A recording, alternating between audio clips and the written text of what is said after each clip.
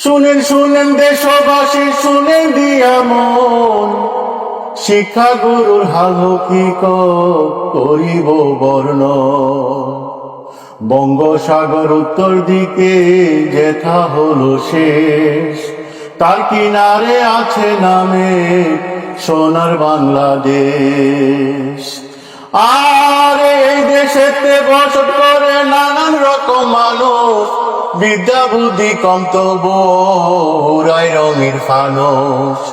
নানা পেশার মানুষ যেথা থাকে মহাসুখে, শিক্ষা গুরু কপাল চাপড়ায় বাঁচে কঠিন দুঃখে। কয়টা টাকা বেতন তাদের আর কিছু না পায়, মাসের শেষে একলা বসে করে হায় হায়। দুঃখের কথা সরকারের বলতে গেল ঢাকায়, সুযোগ বুঝে বিরোধীরা ষড়যন্ত্র পাকায়।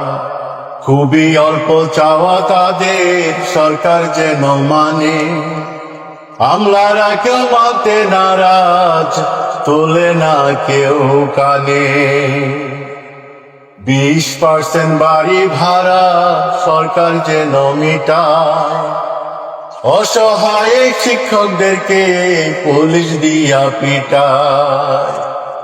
এই জগতে কে শুনেছে এমন লাজের কথা, চিরকালে উঁচু ছিল শিক্ষা গুরুর মাথা। ছি ছি রব উঠেছে সারা দুনিয়ায়, সবাই বলেন এত সাহস পুলিশ কোথায় পায়।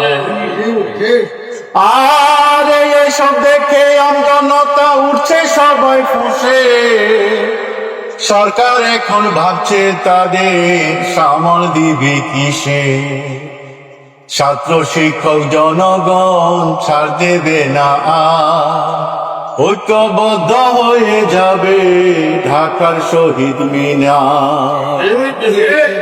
যতদিন দাবি দাওয়া মেনে নাহি নিবে, ঐক্যবদ্ধ হয়ে তারা আদায় করে নিবে।